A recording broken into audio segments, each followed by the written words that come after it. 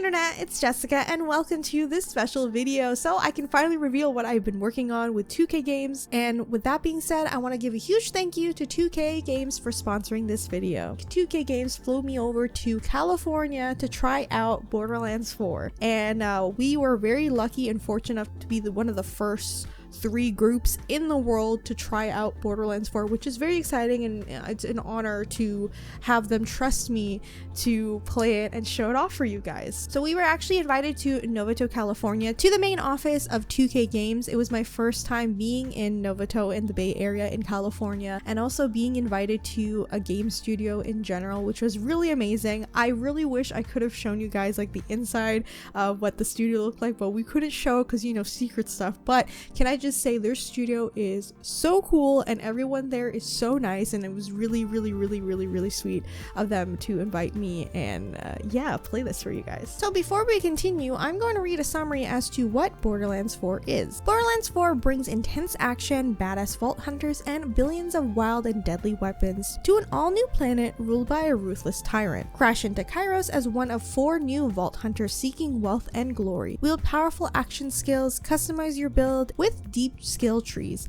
and dominate enemies with a dynamic movement ability. Break free from the oppressive Timekeeper, a ruthless dictator who dominates the masses from on high. Now, a world-altering catastrophe threatens his perfect order, unleashing mayhem across the planet. Borderlands 4 launches on PC and console on September 12th. What's great about this game is you can play solo or co-op up to 3 players with full cross-platform support, which is great because I have a lot of friends that don't play on the same console, and it kind of gets annoying. So we were actually given about 2 hours to play this game, and we were placed into 2 parts, one in the grassland and one in a vault with a very difficult boss fight.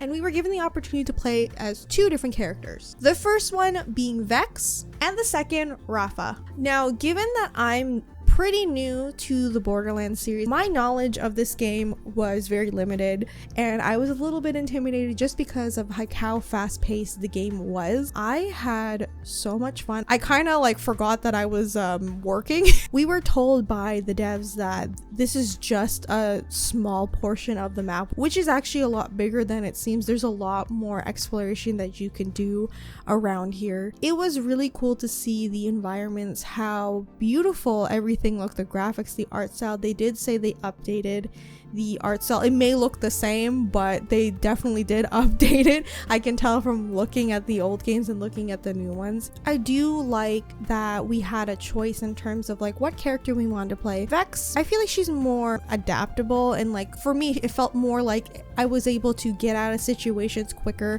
or play around a little bit more.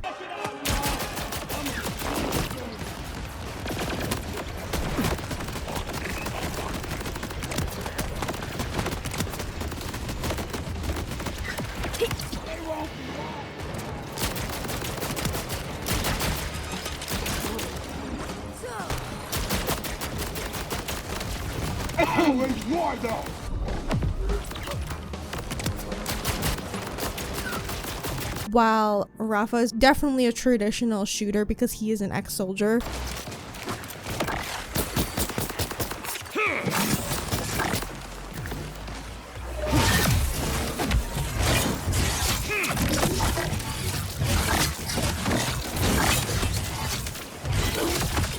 His is more like straightforward, and if you're really strategic about how you want to place your shots, how you want to use certain weapons, and how you want to go about like attacking groups of enemies, I definitely feel like he's a lot more better, while Vex is more like chaotic and adaptable.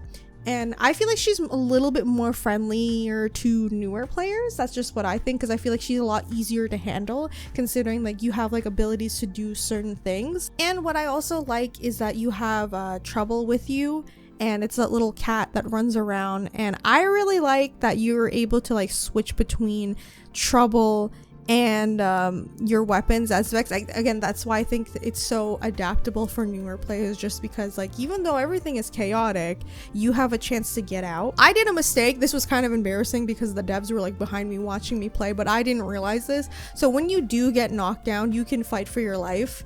so you don't have to completely give up. I gave up because I thought I had to, but you actually can fight for your life. You have a chance to get up. There's actually multiple chances that you can revive yourself, and I think that's really great, especially considering I was like trying to catch my bearings. So in terms of gameplay, there's a lot of stuff that you can do in the environments, like picking up barrels and throwing it at people, or there's actually grapple points that you can launch yourself up into the air and start shooting people.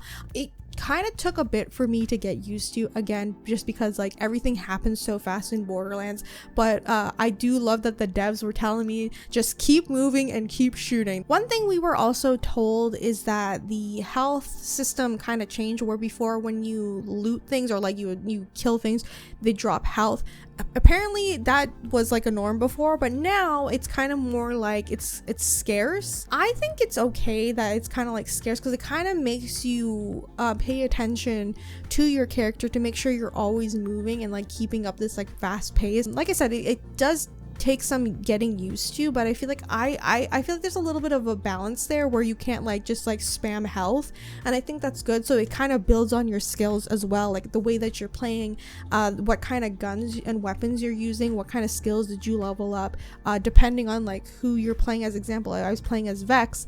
You have trouble with you and how you're going to implement trouble with you, and how you're going to implement that into like shooting up the place, or you're going to be strategically using certain weapons with certain modes on your guns, because some have shotgun mode, some have like a radiation, stuff like that. Like I think it's really nice that you get to do these combinations in terms of playing the game, and at the same time making sure you get used to the character, not just relying on health, you know what I mean? And I know that sounds a little bit weird, especially because you want to make sure your character stays alive, but I think that kind of forces you to get better at the game, and I think that's really great, especially if you're new, so that you can like kind of like pick up the game pretty quickly. And I really did, and I only played for like about an hour, and I feel like I got better as time went on, and that's really a good thing, especially because it can get frustrating, right, if you're constantly dying or you have no idea what you're doing. So I do like that it's so newbie friendly. So when we switched over to the vault specifically,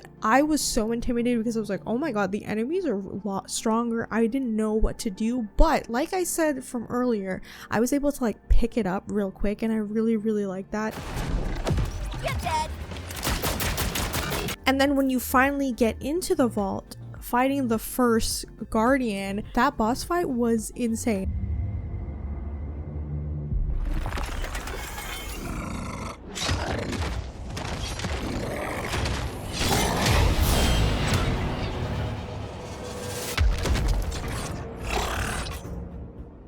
I think everybody around me, first of all, everyone struggled because everyone was yelling when they got to this part, including myself. I was told like I did for a newbie, I got the furthest, which surprised me because I felt like everyone else was doing such a good job and there was me like struggling and constantly dying. But for whatever reason, my first round with the Guardian, I did so well. Like I lasted almost to the end, and I was just like, huh, I should be dead.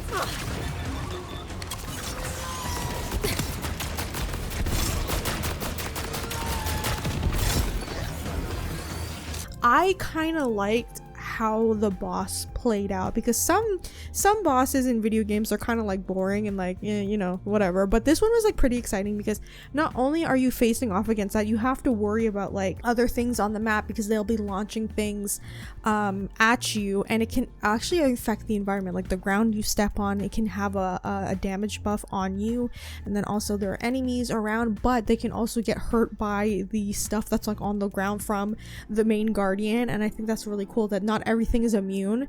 And yeah, like I said, with the type of weapon that you're using, it just depends on like what mode you're using on. For example, using Cairo or radiation, it just depends, because like the elemental part of the weapon actually does help and actually does matter in the boss fight. So speaking of the weapons, there are a bunch of different weapons you can use, and again, it depends on like which character you are playing as. Of course, you can pick up these weapons from finding caches all over the map, from some character drops, or even the vending machines that you can find around the map as well. I feel like there's a great balance too in terms of like variety of weapons and like how you want to play. They really do give you the freedom of like how you want to play this game, including on top of that, you know, what is your throwable, so like bombs and stuff like that. You even like have a certain upgrade, so like if you want to do an upgrade for specifically for your health packs to make sure your health is like when you do try to like, you know, give yourself some health, it gives some bonuses for that too, which I like. And then moving on to the skill tree, I like that there's different skill trees that you can work on. Obviously we didn't get like the huge range of it because we were only in like a small section of the game, but you can see like the different kinds of skills that your characters can have. And again, it depends on who you're playing as. Speaking of enemies, man, there was a lot of them in this freaking game and different types coming at you, where some were just like straight up charging at you and scare the crap out of me, while others were floating in the freaking air launching things at you. And again, I like the variety of it. I think it's important to have different varieties, especially in games like this where it's like fast paced and you're just shooting everything and getting attacked left and right. I think you need to have a variety of different enemies because it can get boring, but I wasn't bored during any of this. On top of that, there was also a few secret places you can find on the map. Now I'm not going to show it in this video because I feel like you guys need to find out. It was actually kind of cool like what you can find. There's like hidden areas, and I think it's really cool like how in depth and like little details like this are in games. Also, another thing I liked is using Echo. You can actually use Echo to find around the map if you get lost or you don't know what you're doing, aka me. So that's my preview of Borderlands 4. I hope you guys enjoyed my gameplay. Hopefully it showed enough that I'm not that terrible at the game. And I just want to conclude like how amazing it was to see the devs being so passionate about their game. They talked about like everything they worked on, how they're excited for everybody to figure out the story, to see how everyone's gonna enjoy the game, because they were all standing behind us like watching us play, and some of us were like screaming and yelling like, oh my gosh, like, you know, doing stuff like that, and they were really happy about it. And I just want to say I genuinely think that's amazing when developers are really passionate about their game, because it will show in their work. You know, me being somebody who covers video games where we talk about the story and like how it affects the real world and stuff like that, I think it's really great that they were so passionate about it, because it means they enjoy it, and that means I'll enjoy it, you know. So I'm looking forward to the full release of this game, because genuinely I had so much fun, and this is not a type of game that I normally play on the channel. Borderlands 4 launches on PC and console on September 12th, 2025. Pre-order now and learn more with the link in the description. Huge thank you to 2K Games for sponsoring this video.